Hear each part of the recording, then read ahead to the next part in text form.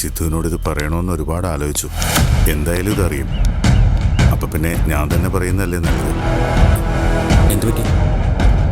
നിത്യയുടെ postmortem report വന്നു. എന്നിട്ടോ?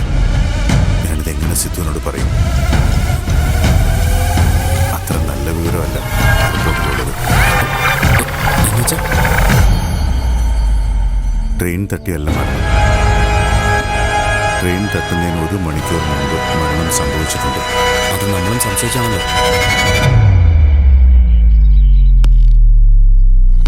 അതല്ല പ്രധാന issue.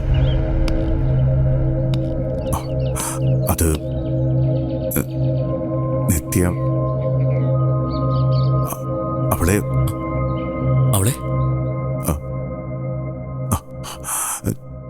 she was brutally raped. അതിക്രൂരമായ ശാരീരിക പീഡനം. അതാ മരണത്തിലേക്ക് നയിച്ചത്. ഉപദ്രവിച്ചപ്പോ ചെറുത്ത് നിന്നിട്ടുണ്ടാവണം. മനുഷ്യനല്ലല്ലോ, മൃഗമല്ലേ ആക്രമിക്കുന്നത്. നിത്യ ചെറുത്ത് നിന്നപ്പോ അക്രമിയുടെ വീര്യം കൂടി, വന്യത കൂടി.